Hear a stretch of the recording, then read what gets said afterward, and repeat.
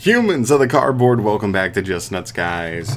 It is late tonight for me, but I set an alarm just because I knew when the live stream was going down in the OCG, covering all of the OCG reveals for that were going to be shown in the live stream. We had a couple of really cool patches of cards here. We have new Mermail cards. Everybody who was hoping that for Rage of the Abyss, the water set, that they were going to bring new Mermail Atlantean cards. They get them both kind of covered here with the same pieces of support here. We also get BATTLEWASPS, pool insect stuff, and then a couple of other random cards here as well. But there's a ton here. I don't want to spend too much time on any one thing, so let's just jump into this because we got a bunch of stuff to cover. Let's start with the Mermail stuff because I think that's the most aptly targeted stuff for this set. Let's start off here with Mermail Shadow Bodyguards. Very cool. This is a level 3 water sea serpent. 0 attack, 1900 defense. You can always this card is always treated as an Atlantean card, so all the monsters here I think are mostly Mermails and Atlanteans at the same time, which is pretty cool. You can only use the first and second effects once per turn. You can discard one card to the graveyard as cost to make the levels of all water monsters you control currently become 7 until the end of this turn. That's pretty cool. There are some solid rank 7s that Mermails already have access to, so being able to get to those a little bit more easy with this card is pretty good. And then if this card is sent to the graveyard to activate a water monster's effect, then you can special summon one level 4 or lower Atlantean or Mermail monster from your deck, except for bodyguards. Also, you cannot special summon from the extract for the rest of this turn, except waters. That is fine. Mermails have been the deck that kind of locks themselves into waters for a while now, so they don't really mind that water restriction. This just makes this now clearly the best discard fodder for. Well, not clearly, but alongside a Dragoon, right? Dragoons was one of the few cards that you really discarding. There weren't too many others, but now you finally have another card here, which is kind of cool. So I like that. I believe this also triggers even if you're just able to use this as material for. Even if you're just able to use this as material for an Exceed summon, so you make everything 7, you use this for rank 7, then if this gets detached either on your turn or your opponent's, I believe this will also trigger then, which is pretty nice. Good card. I mean, it's good to discard on field, helps you get into some cool stuff. It's a decent card for sure. All right, next up. Abyss Rind, the Atlantean Spirits. This one has Atlantean in the name. Of course, it's a level 3 Sea Serpent, or level 3 Aqua, sorry, 16/16, but it's always treated as a Mermail as well, so it's searchable by both archetypes. You can only use the first and second effect this turn. You can tribute this card from your hand, so tributes from hand, and an Atlantean or Mermail monster from your hand or field as cost to take a level 7 fish, Sea Serpent, or Aqua monster from your deck and either add it to your hand or special summon it. Also, you cannot special summon from the extract for the rest of the turn except waters. That is a very strong effect. It is very, very weak to negation though, right? You're basically pitching 2 cards and saying, please don't hit this. But they probably will, but it is what it is. That is still a good effect nonetheless. Right, in a deck where you have cards like Dragoons and the guy above, where they're very, very good cards to send off of because I believe this, because it pitches as cost, you know what I mean? That's one of the few things that is kind of a saving grace, is that if you use this card with the Dragoons or with this card, even if she herself gets negated, they will trigger to get you a resource, I believe. So you're either summoning from deck or adding, so you're making up a little bit of that, but still, that's cool to see, especially without having to commit to the field to do some of the discarding anyway. That's good too. That's a good effect right there, just either adding it or special summoning it. There's definitely some good targets there, because some of the Mermail monsters, without even having to get their setup and discard a bunch of extra cards from hand, you can just get them on the field, and I believe most of them will just trigger, which is cool. Also, during your opponent's turn, as a quick effect, you can banish this card from your graveyard and discard any card as cost to draw one card. That's also cool. Again, that is basically what I like with this card, is without having to like end on something a little bit subpar, maybe like the Mermail Link 2.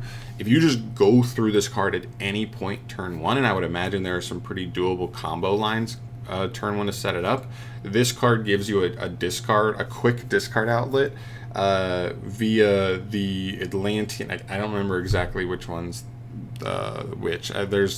There's the one that's like, if it's discarded, it targets a spell or trap and destroys it, and there's one that targets a monster and destroys it, or maybe it's face up and face down cards, whatever. But ideally, like those are like one-ofs in the deck, from what I've seen in the past. And so being able to, if you just end your turn by searching one of those, and then you set up this card, not only are you getting a draw to potentially find a hand trap or follow up to make up for the discard, but being able to just have a super easy like setup for a discard on one of those cards is really good as well. So yeah, I like that. I like that actually quite a bit. Alright, next up we move to the extra deck here. This is a new rank 7. This is Poseidra Abyss, the Atlantean dragon deity. It's huge. It's a newer form of Poseidra, the dragon from the old structure deck, which is really cool. It's a water sea serpent, rank 7, 3018. It takes 3 7s. No! Luckily, once per turn, you can also exceed the summoning this card using one Atlantean or Mermail exceed monster you control. Are there any Atlantean rank exceed monsters? I don't know off the top of my head. I know there's the Mermail guy. There's like a rank 3. Maybe that's the Atlantean, or maybe that's a Mermail. I can't remember. Regardless, you can use any of those for this. Sure. Once per turn, you can detach 2 materials from this card and send 1 water monster from your hand or deck to the graveyard as cost. Okay, sends as cost. Return up to 3 cards your opponent controls to the hand. Ooh, okay. But that is still weird. Okay, like this isn't a bad effect, obviously, right? Because you detach 2 and then you send 1 from hand or grave, or hand or deck to grave, to bounce 3 cards. But it's not a quick effect, so we can't just fire this on the opponent's turn. So it's not really an end board piece going first. And 2, it has to return. Oh, it's return up to. So you should, I think you can still just activate this on your own turn and not even. So like basically the cool thing about this is, because this is as cost again, this one detaching anything that's as material should also trigger that if they have an effect when they're sent to activate a water monster effect, as well as whatever you're sending from hand or deck should also do that, because it's as cost to activate this effect. So it gets you basically extra triggers. Like if you never used this guy up above, it can get her in grave if you didn't go through her turn 1. That way her draw effect, her quick effects live on the opponent's turn, or if you just have a Dragoon in hand, right? Like stuff like that. Sure. And then I guess as a going second tool, being able to just clear a whole field is decent. And then if this XYZ summon card is sent to the graveyard, period, at any point, you can discard 1 card to the graveyard to special summon 3 level 3 or lower fish, sea serpent, and or aqua monsters from your hand and or graveyard. That's pretty strong. So even as a going first tool, like using that first effect just to get basically a foolish burial, but it also counts to activate an effect. So like if you didn't go through all 3 copies of Dragoons, boom, hit one of those, and then just link this off because why not? And then reborn, like discard a card to reborn 3 of them. That's kind of cool. That could actually be part of a combo. I could definitely see that for sure. Alright, nice. And the final card here is not final, 2 more. Link 3, this is Neptibus, the Royal Mermail, Water Sea Serpent Link effect monster. Link 3, 2400 and points down, basically. Any 2 or more monsters, including a fish, sea serpent, or aqua, are the materials here, and second and third effects hard once per turn. Your opponent cannot target water monsters discard points to with card effects. That's kind of nice. Okay, solid protection effect, really. I mean, it's a Link 3, so it's not as easy to get to super early, like Sprite Elf.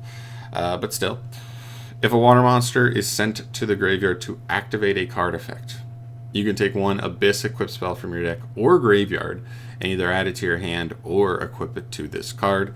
Not bad. Not bad at all. You do have to get to this card, and then you do still have to have a way to discard a water, but that seems to be even like easier than ever right now with this. So I think that's not too bad at all. And third effect, if this card is destroyed by your opponent, you can add one Atlantean or Mermail monster from your deck to your hand. Okay, has to be destroyed by your opponent, which is kind of a bummer that like you can't. It isn't just like sent to graveyard, add an Atlantean or Mermail monster, but it is what it is. It's a mini float. That's not the main effect. The main effect seems to be that second effect. It's board presence in terms of it floats if your opponent destroys it.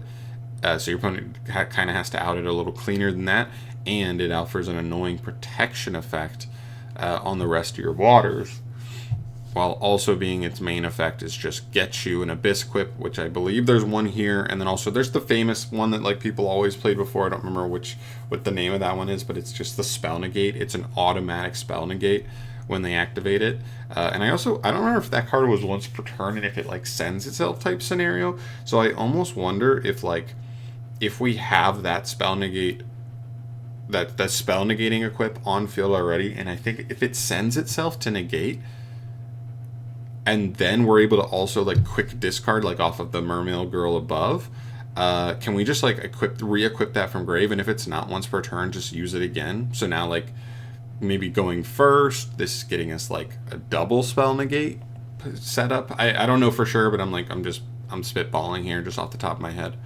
All right, and the final card here is the new actual equip. This is Abyss Sting of Triana. It's an equip spell, of course. You can only activate it once per turn. You can only use the third effect once per turn as well. Three effects on an equip. Imagine that. Special summon an Atlantean or Mermail from your hand or grave, and if you do equip it with this card, nice. So it's actually just a good extender. Summoning from hand or grave, nice. Okay, cool. Second effect, if the equipped monster would be destroyed by a card effect, you can send this card to the graveyard instead. Sure. And you can banish this card from your graveyard to target up to 3 fish, sea serpent, and or aqua monsters in your graveyard, and or banish, shuffle them into the deck. That's fine. It doesn't draw. I wish this drew, because to be honest, like we have a lot of effects that discard. So like honestly getting a draw at the end of the turn would honestly be pretty nice, but I get it. It is what it is. It's basically just a reborn, which is fine because we've always had really easy access to equip spells. Not really, but decent easy access, and now even easier than ever before with the new Link 3 here. So one that actually like pushes the engine instead of just like I mentioned before, just a spell negate. Is actually pretty nice. So that's cool. That's probably a one of in the deck. The spell negate may also be a one of, and then those are the two you get. You get one off of the one Mermail level 7 guy, and then you get one off of your Link 3, and then maybe the Link 3 gets the spell negate if it isn't once per turn, to use it twice on the opponent's turn. Be kind of cool. All right, cool. I mean, that seems like a solid wave. It's hard to put it all into context because Mermails take advantage of like every decent water engine in the game, but they seem pretty exciting. They seem like some fun cards, and yeah, we'll have to see what people cook up. All right, BATTLEWASPS. This is the other big part. There's a couple of random cards at the end, but this is the other big piece. This is BATTLEWASP Rapier the Furious. This is a level 5 wind insect, 19 attack, 0 defense. You can only use the first and second effect once per turn. If you control no face-up monsters other than insects, okay, you can discard one other insect monster as cost to place one BATTLEWASP Wind from your deck face-up in your spell and trap zone. Then special summon this card from your hand. Also, you lock yourself from the extra deck except for insects. Okay, there's a lot going on there, but it's like basically discard this card and an insect to get the continuous spell of BATTLEWASP Wind, which I believe is a new card here, and then summon this card. Okay, cool. I'm getting like Seamoon the Poison from Blackwing vibes here, but we'll see how that works. You can also banish this card from your graveyard to reduce the level of one insect monster you control by 1. Sure, I guess that comes up with some synchro BATTLEWASP lines. Next monster, we have Grand Partisan, the Revolution. This seems like a really powerful card, by the way, potentially. We'll see. Okay, Grand Partisan, the Revolution. It's a level 12 wind insect synchro. Famously, like, the Battle Wasps have a couple of interesting main deck cards, but their extra cards are always garbage. Almost all the ones they have so far are, like, pretty terrible. Like, not worth playing. Okay, 3,000 attack, 2,000 defense, 1 tuner, and 1 or more non-tuners. So it is completely generic at least. So you could even make use of some other monsters. We'll see. Third effect, as a hard one's return, cannot be destroyed by card effects. Okay. Insect synchro monsters you control gain 200 attack for each of your banished insect monsters. Okay. And if this card becomes banished, you can special summon it. Then you can destroy cards your opponent controls up to the number of your banished insect monsters, then inflict 500 damage to your opponent for each card destroyed with this effect. Yeah, I mean, the only thing this card was missing was a way to quick effect banish it on the opponent's turn. I guess if we can set up a way to quick banish it, then this card's actually pretty decent, right? Because you just have a quick effect, like, board wipe, basically. And then after that, this card's, like, kind of annoying, right? He's going to get pretty big, and can't be destroyed by card effects, so they have to out him with, like, just non-destruction removal effects, which is, you know, not the craziest thing in Yu-Gi-Oh, but, like, it, you know, it's something, I guess. But yeah, if we don't have a quick way to banish this, then I don't think this card's very good. But if we do, it's good. Next up, we have Sachi, the Ritual Bow. This is a level 6 wind insect monster. 2,400 attack, 1,200 defense. Insect tuner, so it does lock you a little bit into insects there. You can only use the third effect once per turn. If this card is synchro summoned, you can treat it as a tuner. Okay, so it's a, like, climbing tool. You can return 1 continuous spell you control the hand, like the continuous spell that we're going to get to later. Then during your main phase this turn, you can normal summon a Battle Wasp monster in addition to your normal summoner set. Meh, that's okay, I guess. I mean, I guess there's probably lines, because I know there's the guy who's, when he's normal summoned, he reborns one, and there's also one who's, when it's normal summon, it searches one. So theoretically, neither of them extend from hand. So being able to, like, normal summon the one that searches, and then use this additional normal for the one who reborns, it kind of helps you just keep going. So that's not terrible. And then if this card is sent to the graveyard as synchro material, inflict 100 damage to your opponent for each of your banished Battle Wasps. I don't know how easy it is to get them banished, but that's kind of just a little baby bonus effect, sure. You can win in time, you can get a little bit extra damage. That's fine. Spells. Okay, this is Armament Swarm. This is not the card we read above. This is a normal spell. You can only pick 1 card, this card's name, per turn. You cannot special summon for the rest of the turn after this card resolves except insects. Also special an insect with 1,000 or less attack from your hand or deck. And if you special summon it from the deck, send 1 monster you control to the graveyard. Whoa. Is that not, like, crazy broken with Resonance Insect? Because even if you don't, even if you summon Resonance from the deck and it gets sent immediately, doesn't Resonance just search when it's sent from field to grave? So this just immediately says, like, Foolish Burial Resonance Insect, but in a way where it's triggering its effect to search. That seems crazy, actually. And you could send Goki Pole, theoretically, again, triggering Goki Pole. There may also be some other ones that I can't think of off the top of my head that have some good synergy there. Okay. And then if a face-up insect synchro you control is destroy a battle or card effect while this card's engraved, you can banish this card to add a summoning swarm from deck to hand. I think that's an older one, but I can't remember if that one's great or not. That may just be the reborn one. Sure, that's fine. Yeah, this card's actually probably an auto 3 of. If this works the way I think it does with Resonance Insect, this card's probably like an auto 3 of in the deck, no matter what. Very cool. Alright, and the last card here for Battle Wasp is Battle Wasp Wind. This is the card we mentioned in the first card up above. You can only activate 1 card with this card's name per turn, up to twice per turn. Whoa! If a Battle Wasp monster is normal or special summoned to your field, you can target one of them and add 1 Battle Wasp with lower attack from your deck to your hand. Wow, twice per turn this effect? That's pretty strong, man. Because there's 2 of them that are decent extenders.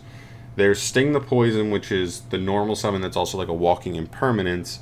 And then there's the new one up above. This This card's quite strong. So this is the card you get off the guy above. So it's very Sea Moon the Poison Wind-esque, right? Because you're able to just... Because you activate this, discarding an insect. Then you place the wind and then summon this card. So you place the wind and then you summon him. So you're already searching anything lower than 1900 without normal summon. And then the next one you summon, you immediately can search another one. That's a lot of resources you get, like, straight out the gate. Wow, okay. Yeah, this is very Blackwing-esque. And then once per turn, you can target one insect monster you control that has a level. If you use it as a synchro material this turn, you can treat it as a tuner, sure. This also gives you the possibility of utilizing non-synchro cards in the insect deck to make synchro lines. Okay, cool. I mean, listen, I think my problem overall is, like, I'm still just not sure. If we can quick effect banish this card with, like, pretty easy setup means, then maybe there is a world where the board actually wants to make this card. But the problem is, like, I don't think there are great insect synchros to end on going first. So, like, even though this is really pushing us in that direction, is it enough? I don't know. But still, there are some good engine pieces here. The continuous spell, this card, and the other spell seem really solid. And then the synchros, maybe, if they pair well enough with the rest of the cards. All right, and then we get to some random stuff. This is a puppet shark style. I don't know. It's a trap card. We'll have to see. A normal trap, you can only activate one per turn. Detach an XYZ material from a monster on the field. Okay, you or your opponent. And if you do, excavate the top 4 cards of your deck. Choose one of them and apply this effect based on its type. Also, place the rest on the top of the deck in the same order. If you choose a monster or spell, you get to add it to your hand. If you choose a trap, you can set it and it can be activated this turn. That's kind of interesting. This does give, like, some decent backup. The problem is, like, cards like this usually don't end up being, like, uber searchable in whatever deck you'd even kind of want to play them in. Like, what Exceed deck is just searching this card? It has Shark and Puppet in the name. I think Surfacing Big Jaws. I want to say Surfacing Big Jaws only adds shark monsters, not shark cards, so I don't think it adds this unless I'm wrong. I could be wrong. But, like, if this card's not searchable, you're never really, like, just playing this card, right? It takes setup. You have to put an Exceed on the field. It's only really going first. Are you really making room for a card like that? I don't know. Maybe in the side deck, but are you going to play 3 copies of this in the side? Because you also need to make sure you have enough slots that, like, the cards you're drawing are powerful and meaningful. So I don't know. If it's searchable, it's a lot more interesting of a card for, like, turn 1 lines, not losing a nib kind of thing. Hopefully, well, potentially still losing nib because you may not have an Exceed on the field after this, but I don't know. It's a weird card for me. Like, I don't fully understand the main purpose of this, so fill me in below if you know, like, if you can tell what the main purpose is here. And they finish up with a couple other random cards. There's a new, like, Ultimate Dragon of Pride and Soul. This is like a chase card, kind of like collector's card here. This card is a level 12 Dragon Fusion, 45/45 for the stats. Its materials are 3 monsters with 2,500 original attack and defense. 3 with both 25/25 is crazy. Your opponent cannot target this fusion summon card with card effects. Also can't be destroyed by card effects. Okay, that's kind of annoying. No targeting, no destroying. This fusion summon card gains, excuse me, 45/45 while you have 25 or more cards in your graveyard. Sure, seems a little lofty, but if you can get there, you would have a 9,000 beater that can't be destroyed or targeted by card effects. Seems strong.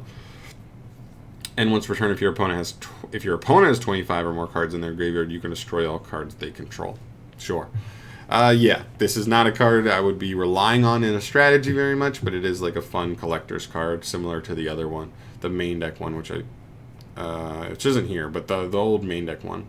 That I think was that the card that celebrated, like, it was the 10,000th card printed? I can't remember. Okay, you get some commemorative printings of Doom Caliber Knight and Swords of Revealing Light. That's fun.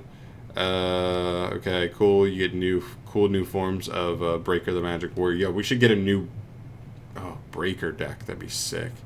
Okay, and then you go down these, a couple of fun reprints, new rarity, or yeah, new rarities, maybe new artworks. Yeah, just new secret rares.